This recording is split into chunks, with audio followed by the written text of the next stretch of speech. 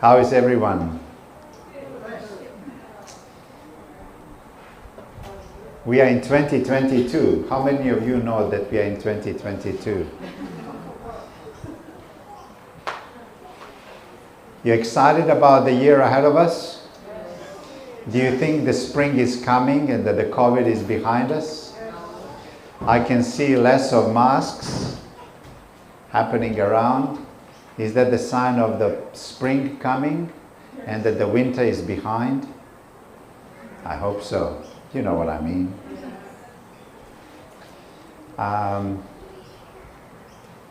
Well, actually, it is not easy to speak this way, especially speaking to Fijians. You see, I come from Europe, so in Europe, you have 4 seasons, and they are kind of clear-cut. So when spring comes, you know that the spring came. You know, when winter comes, it's bitterly cold. You know when summer comes. You know when autumn comes. So I might have lost you a little bit there, but just a little bit. We have no idea what this year is having in store for us. But you know what? Are you inwardly confident that no matter what, all is good? God is with us. You know what? In the last couple of weeks, almost every week, I have been in funeral services. And you know what? It can really get to you, especially if people who have died are your close friends. I have buried a close friend. And then one after the other, a number of other church members that I have known for a while. And some of them very close.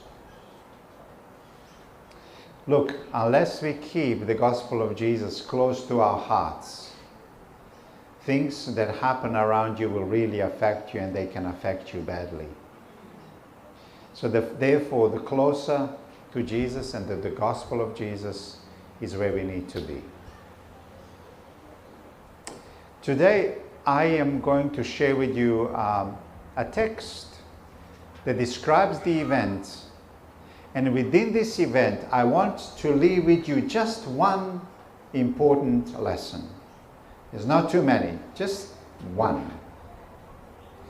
You prepared to follow?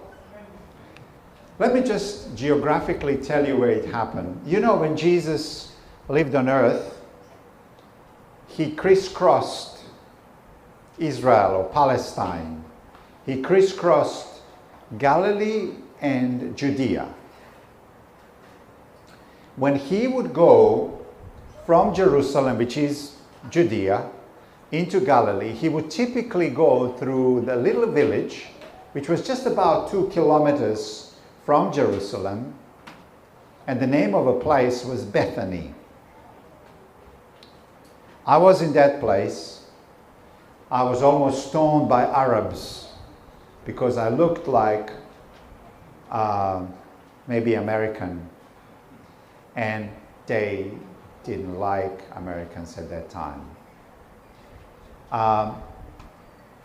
But I literally walked from Jerusalem to Bethany. All you need to do is go, when you go from Jerusalem, you go down into the Kidron Valley. That sounds familiar, doesn't it? And then you climb another mountain, and that is the Mount of Olives. A Mount of Olives reminds you of many things. And then you go down into another valley, and that other valley is Bethany. So about 2 to 3 kilometers from Jerusalem, not really far. So what would happen when Jesus would go from Jerusalem and he would be heading towards Galilee? He would go always through Bethany, and there was a family there and a place where he would stay. And then he would move on. But when he was going to come back to Jerusalem, he would again go through Bethany and would typically stay and spend time with a family that he loved. What was the name? Mary, Martha, and Lazarus. So this event is from Bethany. Let's read it. Now as they were traveling along, remember, they are traveling, he entered a village, and a woman named Martha welcomed him into her home. She had a sister called Mary who was seated at the Lord's feet, listening to his word.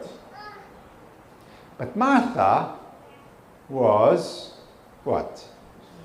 Distracted with all her preparations, and she came to him and said, Lord, do you not care that my sister has left me to do all the serving alone? Then tell her to help me. But the Lord answered and said to her, Martha, Martha, you're worried and bothered about so many things. How many of you are like Martha? You are bothered and worried about one thing? If I was to sit now with you, how many things would you share with me that you are bothered and worried about? I'm coming a little closer now, am I? Hey? So if I were to ask you how many of you are Marthas out there could be more hands. Watch. And then he said, what did he say? But only one thing is necessary. Wow, we'll come back to that. For Mary has chosen the good part, which shall not be taken away from her. Now, let's eliminate what this is not about. Let me ask you, is this about two different types of people? Martha type versus Mary type. Is it? Is it somehow that Martha represents a better temperament, better personality? She can't help herself, she's just better. Is that what it is? Well, let's look at the temperament. Let's just look for a little while, yeah? And see if that's what it is. There is every chance that these two sisters are so different.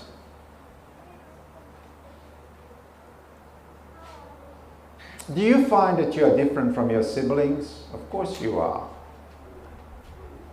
I look at my 3 kids and they are all different. My older one is so different from my second one.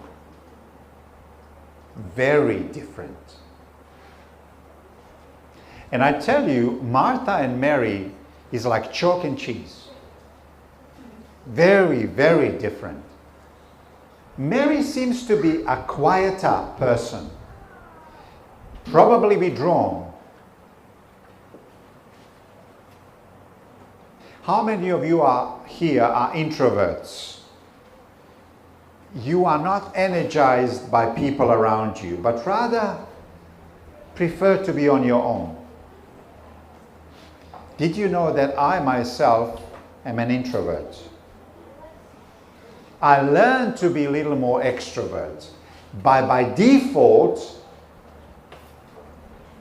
I am an introvert. And you know how I know? On Saturday night, my wife would say, hey, let's go and visit somebody and spend some time and maybe have a dinner with somebody. And I say, I've actually learned to say yes, but I would rather stay home. You see, that's my default position. But is that what it is? See, Mary is kind of more contemplative person, kind of more thinking person, quiet, withdrawn, more thinking. Kind of she falls into a category of people where she believes that an unexamined life is not worth living.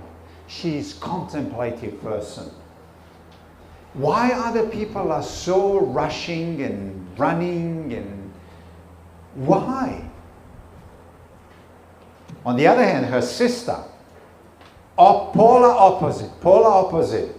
She's busy, she's active all the time, she's success driven, loves to test her strength and abilities to the very limit.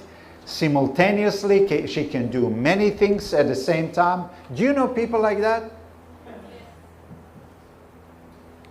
They make you tired by you just looking at them. Let alone trying to copy them. And you have to admire it, don't you? They are pretty special. So these two sisters are so different. And in this instance, it comes to the fore. Yeah? Now, let me ask you, so is this all about Mary versus Martha type? Is it? Is it yes or no? No, it's not. It's not about two different types. Not at all. Let's look at it. You see, in the Bible, you constantly have this invitation and challenge about the importance of diligence, hard work, and condemnation of laziness. So, let me give you examples. God would say, evil and lazy servant. Nothing special about laziness. There is a parable about father who sends his two sons to do what? To work. To work in his vineyard. And what do you have in Martha? She's working. Yeah? My food is to do the job, Jesus says, of the Father who sent me. My food is to do the job of the Father who sent me. So invitation to work, doing it, very important. Pray to the Father to send what? The workers for harvest. Another one, while it is day, I must do the job of the one who sent me. So you find throughout the Bible, God who is exalting the importance of work and nothing special about laziness. Paul would eventually say, who doesn't work, let him not eat. Yeah? Go, Jesus would say, and teach all the nations. At the end of his life, Paul would also say, I fought good fight, I have accomplished the race, I have kept the faith. Nothing about idleness, nothing about laziness, but hard work. I have fought a good fight. I have run the race. It's all about work. And I have kept the faith. So, if this is not about Mary, contemplative person, and more of an introvert, versus Martha, more an active, driven person, what is this then all about? Okay, let's look at Martha now. Who was first to the door when somebody knocked? Definitely not Mary. She wouldn't do it. Yeah? Martha was one. Hospitality in the Middle East is extremely important. Extremely important. This is not like in Aussies today's culture characteristic at all.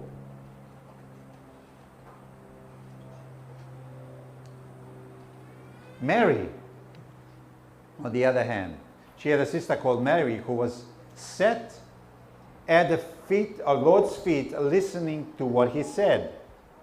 What does that mean? Sitting at the Lord's feet, listening to what he said. Do you get what this text is saying? Do you understand what is going on here? What does it mean to sit at the Lord's feet? It's like a technical term for something that is very important. I'll give you a clue. This is Paul speaking. I am a Jew, born in Tarsus of Cilicia, but brought up in this city, what? At what? At Gamaliel's feet, strictly according to law of our fathers. What does it mean that Paul sat at Gamaliel's feet? What does that mean? So teaching, but what does that mean? Yes, it's true. Yes. So in that sense, he was what? He was a disciple. So Paul was a disciple of Gamaliel. Now let me come back to Mary. She had a sister who was called Mary, who was set at what? Lord's feet. What does that mean? She considered herself a disciple of Jesus. So when Master comes, and this is a unique now opportunity, if you consider yourself a disciple, you then position yourself to a role of a disciple versus rabbi. So when Jesus came to her place, her first and primary duty was not the kitchen, but to immediately sit at his feet. Do you see what I'm saying? Because she considered herself a disciple. And the primary role of a disciple is to listen to what the master says. And to subject herself to the master. So it's not about what she thinks, what needs to be done. It's about what Master says and what needs to be done. Do you see that? In that sense, Martha did not consider herself a disciple. Do you follow me? So what is the definition of a disciple? Well, let's not wreck our brain about this. Jesus says this is a definition of a disciple. My mother and my brothers are these. Now he speaks of disciples. Those who hear the word of God and they do it. So when Jesus came to the home of Martha and Mary, all Mary did was, I'm here at your feet to hear what you've got to say. And to do what you want me to do. It's not about me, it's about you. If you say, Mary, go and cook, I'm going to cook. If you say, Mary, do this, I'm going to do this. But I'm going to hear first your word. When Jesus came, on the other hand, Martha had her agenda. It's not about what Jesus says, but what she thinks needs to be done. So do you see the difference between a disciple and the one who is not disciple? I want you to see this. Look what it says. But Martha was distracted with all her preparations. What distracted her? If you are a disciple, you are not distracted, but you are focused. It's not about what you think primarily, but what the master thinks and what the master says. And you submit. Do you see that? But what it says here, that she was distracted. And what distracted her? What distracted her is the voice of a culture. You see, Fijian culture is a very strong culture. I've come to learn after 12 years. But you have to distinguish the voice of a culture that may not necessarily be the voice of God.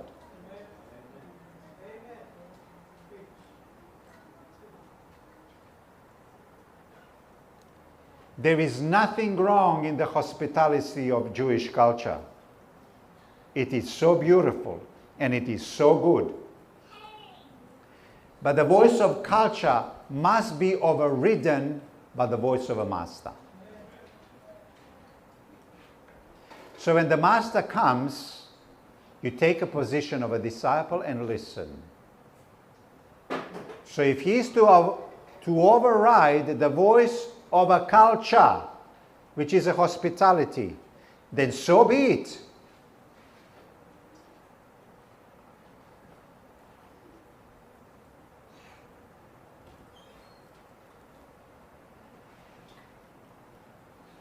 Or she was distracted by the voice of her mother. It's not what would Jesus do, but what would my mother do that I'm going to listen to. Do you see the point? It's not what Jesus would do, but what would my mother do? That's what distracted her. Or maybe even a voice of reputation, because Martha is known as this amazing person. So you come to her place and you will have a feast. So she developed a reputation. So her reputation is driving her to excel and to be what others always told her to be.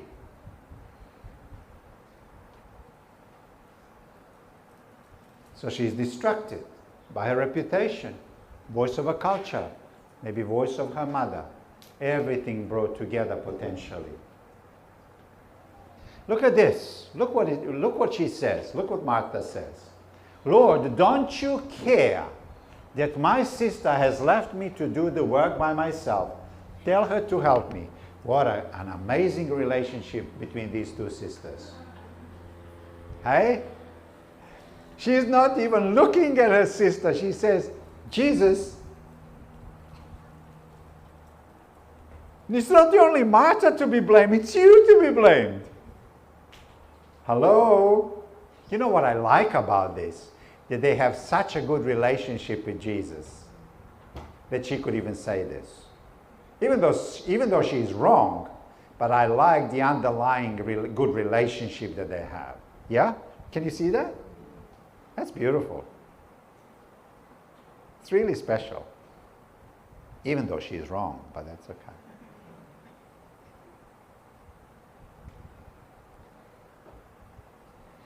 What does Jesus say?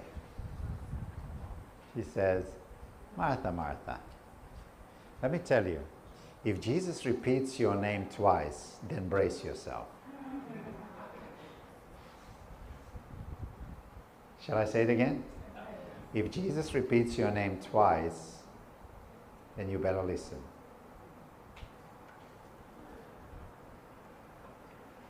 Remember sometimes when Jesus would do this, he would say, Simon, Simon, Satan has asked to sift you like wheat, but I have prayed for you. Do you know the occasion when Jesus said, Simon, Simon?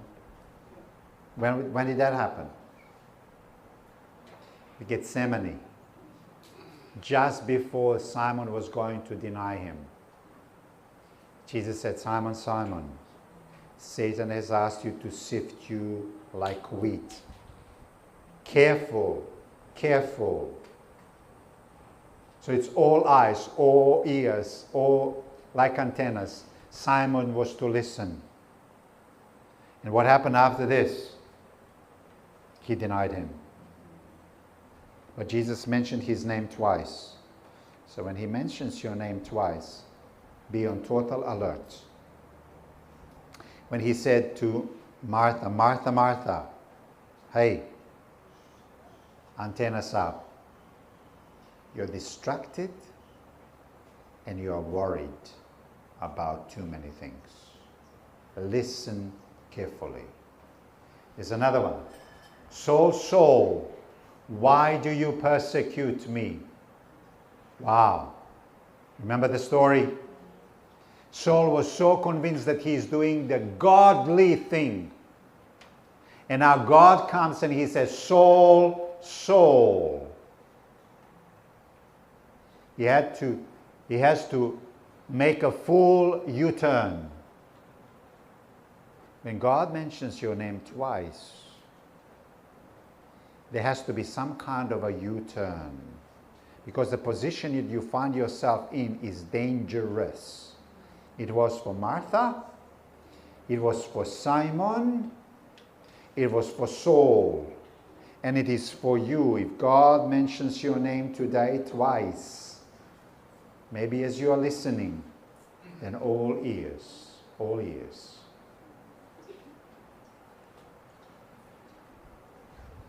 Here is a punchline. Remember what I said to you, all I want to do from you and from me is only one thing, nothing else. It's just one thing today. Just one thing today. Jesus said, but only one thing is what? Necessary. Do you realize that if you are to live a good life, only one thing is needed at this point in time?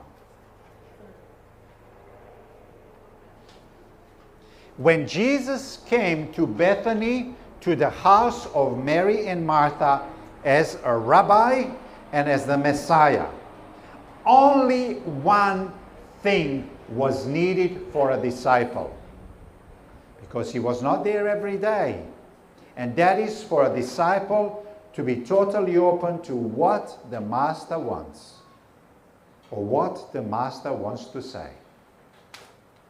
Only that thing. So today, now is 11:55. The only thing for those of you who are seated at this point in time is not to be distracted by your worries, and there could be so many, or distractions, and there could be so many. Do you know what is needed? For you to listen. Nothing else. Do you know what is a characteristic of a person who is depressed? What is a characteristic of a person who is depressed? Tell me. They cannot stay in a moment. Their mind is racing million kilometers an hour. They are distracted by so many things. They can't bring themselves to stay in the moment. Do you know what is the most important name of God in the Old Testament? The most holy and the most important name of God in the Old Testament. Tell me, what is it? I am. God says, I am in the very present. I am who I am. Not I will, not I was, but I am. So you live your life in the present. Your mind that is taking you on a million kilometer journey, God is saying, no, slow down. Stay in a moment. Only one thing is needed.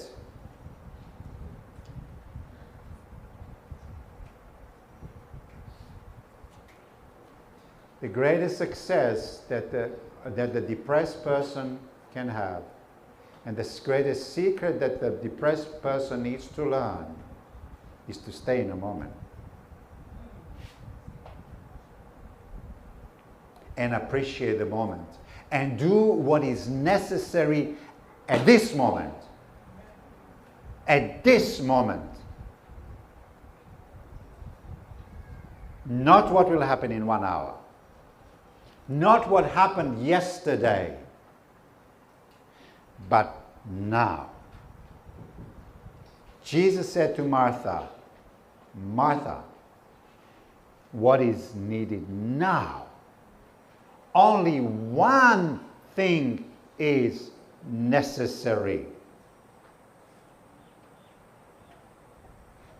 How many of you struggle with this?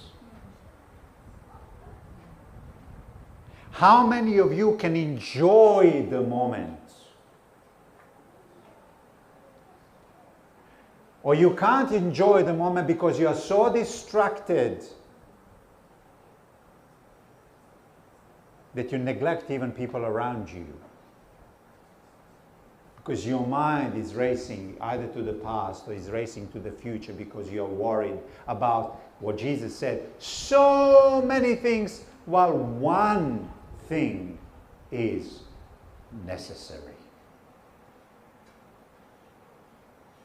Hey, am I helping you? Am I at least trying to help you? Martha, Martha, you are distracted and worried about so many things. But one thing is necessary.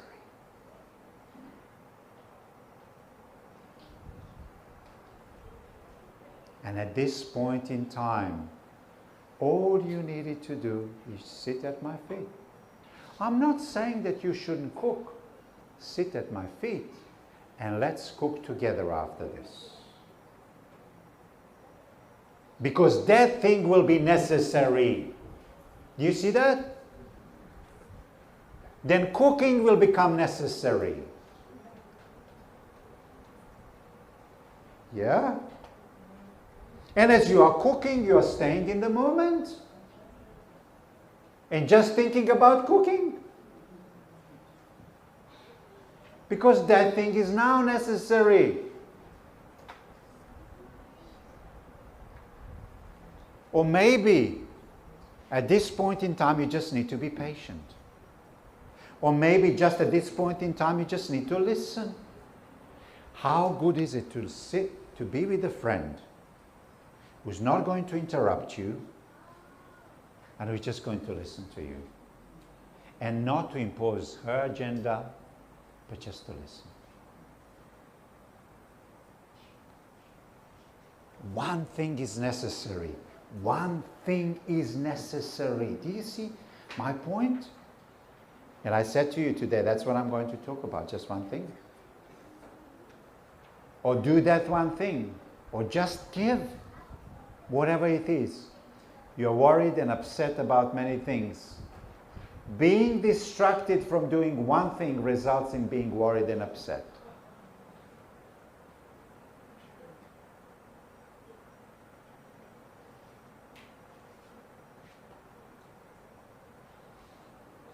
How do you assess the health of your spiritual life? Are you often worried? And are you often discouraged? Are you angered and irritated easily? And the reason for this is because you are distracted and worried about many things. And this can be a test for your spiritual life.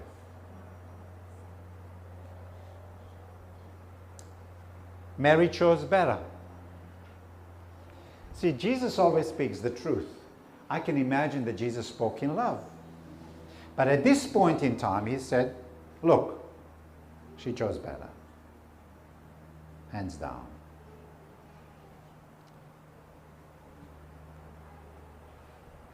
My disciple is the one who listens to my words and who puts them into practice.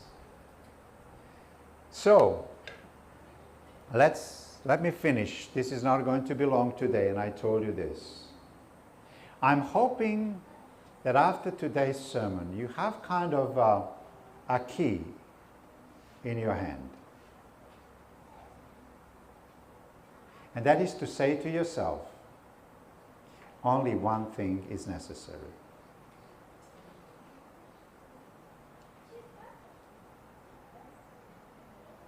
You hearing me? Just one thing is necessary. You know how much more we would enjoy life? Do you know how much more we would be profitable? Do you know how much more we could do in life? Do you know how much better we would do in life if we are not distracted? In other words, when you invest yourself into that one thing, you could do so much better. So whatever the life circumstances present, you can stay in the moment. So remember what I said to you about the name for God, Yahweh, I am. Why is it you can stay in the moment? Because the great I am is with you. Only one thing is necessary. Now, only one thing is necessary. If you are to forgive now, and the life circumstances, and God in His providence is arranging the circumstances, and you can see it, that you need to forgive somebody, and it's like a pebble in your shoe, and it's not leaving you, then for goodness sake, forgive. Don't procrastinate, because that one thing is necessary.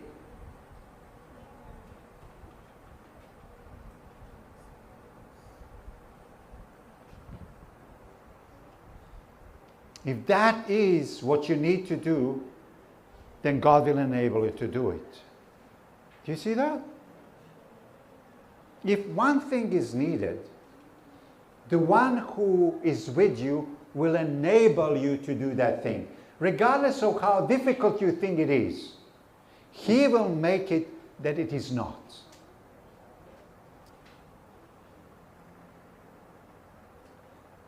If He asks you to pray, then pray with all your heart, mind and soul, because that one thing is necessary. If He asks you to give, don't wreck your brain about it. Just give. Just give. This makes life so much more simple. Just give. If you are to listen, then just listen. If you are to do something, do it the best you can. The best you can. And stay in a moment. Don't be distracted with so many things. Don't be worried. If you are, you will never ever live in the present. You will never ever enjoy life. The great I am who is with you, you will never be profitable about the reality that God is with me now. Martha, Martha, you're distracted and worried about so many things. But Mary has chosen better. Because only one thing is necessary. You know, you succeeded today. You know why? If you listen to the sermon today, that means that you just did one thing that was necessary. Nothing else. How many of you did not listen but were worried and distracted? I hope none. And I hope and pray, look, there is every reason to believe that this year will be the year of success. Because you live in the presence of one who loves you, and you don't need to be worried and distracted by many things. He is the great I am. And you have chosen a better part. Okay, all of us Marthas, let us be Marys. Not because Mary is a better person, Mary has a better temperament, but Mary decided to be a disciple of Jesus. And disciple is not about self, it's about him. And what he says, life becomes simplified and easier, not distracted and worried about too many things. Father in heaven, we just want to thank you for this occasion when you would come to Mary and Martha's and Lazarus' place. And we thank you, Lord, that you also speak to our reality. Thank you that you are telling us that living in a moment with you as great I am and doing that one thing is all that is needed. Amen. Lord Jesus, I pray that every single person here is determined to sit at your feet, meaning that they are your disciples. And it is not about us, it is about you. So Lord, please bless each person. Move away all distractions. Let all worries be taken away, because we sit at your feet and what you say is important. So Lord, keep us, bless us as your disciples in the year which is before us. Let us accomplish many, many, many good things, because that one thing is necessary. As we ask this in the name of Jesus. Amen.